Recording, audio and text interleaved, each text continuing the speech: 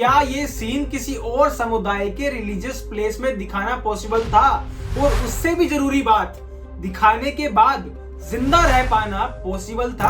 अच्छा, बाकी दबंग 2 में ही नहीं, दबंग 1 के अंदर भी हमारे जो विलन है वो तिलक के प्रेमी है और बजरंग बली के भक्त है। मदर इंडिया के लाला से लेके करण अर्जुन के ठाकुर तक सभी पिक्चर्स के विलन हिंदू हैं। सबसे पहले तो सभी के माथे पे बड़ा सा तिलक होना कंपलसरी है, क्योंकि हमारे बॉलीवुड के हिसाब से गन और तिलक का कॉम्बिनेशन सबसे बढ़िया पाया गया है। अच्छा, और सुनो, पिक्चर का हीरो और विलन अगर दोनों हिंदू हैं तो हीरो नहीं जाएगा मंदिर, ना ही इतना बड़ा तिलक लगाएगा, लेकिन जो विलन है वो जरूर यज्ञ करेगा, बलि चढ़ाएगा और माथे पे बहुत बड़ा तिलक लगाएगा। धर्म की चीजें सिर्फ विलन करता है, हीरो नहीं। अब सोच लो कैसी ये इमेज पोर्ट्रे करते आए हैं सोसाइटी में अब तक। तुम्हें ये लगता होगा कि बॉलीवुड कुछ टाइम से ही खराब हुआ है, लेकिन ऐसा नहीं है। इनका दिमागी संतुलन बहुत पहले से बिगड़ा हुआ था। बात तो सही है। पुरानी मूवीज का एग्जांपल लूं तो मदर इंडिया का विलन कैसा दिखाया गया है? लाला कैसा भी हो सकता था, लेकिन लाला को अगर लाला नहीं दिखाएंगे तो बॉलीवुड के एक्चुअल लाला बुरा मान जाएंगे। तो दिखाओ फिर बड़ा सा तिलक। करण अर्जुन का विलन भी हिंदू है, जो यज्ञ करता है, माता की पूजा करता है, बड़ा सा तिलक लगाता है और गंदे से गंदे काम करता है। और ये भाई साहब का तो पूरा खतरनाक लुक ही तिलक के साथ आता है, वरना इनको विलन मानने को कोई तैयार नहीं होता। सिंघम में हमारे सबके फेवरेट विलन भी तिलक के बिना अधूरे हैं भाई साहब। सेम बंदा, सेम विलन का रोल और सेम तिलक और पूजा, बट डिफरेंट मूवी का नाम दबंग 2। अच्छा, बाकी दबंग 2 में ही नहीं, दबंग 1 के अंदर भी हमारे जो विलन है वो तिलक के प्रेमी है और बजरंग बली के भक्त है। चलो शुरू करते हैं। संजय दत्त की वास्तव हो, अमरीश पुरी की नागिन हो, शोले के अंदर कालिया हो, जोना ब्रहन की शूट आउट एट वडाला हो, संजय दत्त की पुलिसगिरी हो, या फिर कोई भी बॉलीवुड की नॉर्मल सी पिक्चर ले लो। भाई साहब, लिस्ट इतनी बड़ी है कि एक एक करके अगर नाम गिनान लगा तो मुझे अपनी पूरी डॉक्यूमेंट्री बनानी पड़ जाएगी, लेकिन इनकी लिस्ट खत्म नहीं होगी। कुछ मत बोलो, सेकुलरिज्म। पता नहीं बॉलीवुड वालों को तिलक वालों से क्या दुश्मनी है। मंदिर के बाहर से तुम्हारी चप्पल गायब हो गई थी क्या? बीवी से लड़ाई लड़के स्क्रिप्ट लिखते हो? नहीं, सिर्फ इतना ही नहीं है कि हिंदू को विलन दिखाते हैं, बल्कि हमारे धर्म का अपमान करना, देवी देवताओं का अपमान करना और हमारे गुरुओं का अपमान करना, ये मेन चीज है। सिंघम 2 में एक आश्रम के गुरु को विलन दिखाया, ठीक है, चलो ऐसे केसेस भी दिखा दिए। फिर पीके मूवी के अंदर गुरु को जाहिल और नेगेटिव रोल में दिखाया गया। फिर एक वेब सीरीज आई बॉबी देओल की आश्रम नाम से, जिसमें गंदे से गंदा गुरु दिखाया गया। उससे पहले आई सेक्रेड गेम में तो हद ही हो गई थी, जब एक बाबा एक गुरु को मेल के साथ अश्लील सीन करते हुए दिखा दिया गया। और सारी दिक्कत भी यही है कि ऐसी सीरीज बहुत ही ज्यादा पॉपुलर बनती हैं। ज्यादातर मूवीज में बाबाओं को ऐसे ही दिखाया जाता है, ये कह के कि ऐसे केसेस रियल लाइफ में भी आते हैं। भाई, रियल लाइफ में ना ऐसे साधु मिलेंगे जो बर्फ के अंदर -डिग्री टेम्परेचर में बिना वस्त्रों के साधना करते हैं। दिखाया है कभी?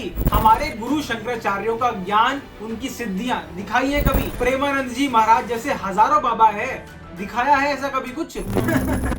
दिखाएंगे भी कैसे? अपने गोल्ड फादरों को खुश कैसे करेंगे? हिंदुइज्म को प्रमोट करने के पैसे थोड़ी मिलते हैं, प्रोडक्शन भी देखनी पड़ती है यार, समझो कुछ। अरे बाप रे, ये तो धोती खोल रहा है। अभी लॉकडाउन पीरियड में एक वेब सीरीज आई थी अ सुटेबल बॉय के नाम से, जिसके अंदर तो किसिंग सीन दिखा दिया था। पर एक सेकंड, क्या ये किसिंग सीन पहली बार हो रहा है? तो शाहरुख खान का ये वाला सॉन्ग देखना।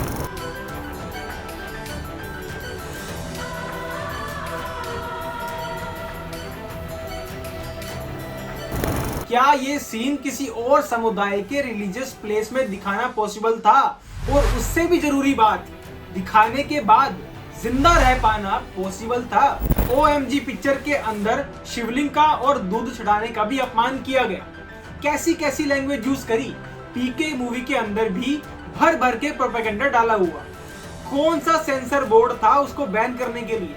कौन सा सुप्रीम कोर्ट आया था उस सीन को कट करने के लिए? लेकिन अभी एक पिक्चर रिलीज होना चाह रही थी हमारे 12 के नाम से, उस पे बवाल हो गया। सुप्रीम कोर्ट ने सारे केसेस साइड रखे, उस केस को लिया और ये बोलते हुए कि टीजर ऑफेंसिव है, उस पे स्टे लगा दिया गया। बाद में बॉम्बे हाई कोर्ट ने ये चीज क्लियर करी कि इस पिक्चर के अंदर मुस्लिम कम्युनिटी के अगेंस्ट कुछ है ही नहीं। ये सब होता है हमारे समाज में। भाई बहुत से ज्ञानी आएंगे मेरे पास बोलने को कि भाई पिक्चरों को पिक्चर की तरह देख, सब कुछ एंटरटेनमेंट है।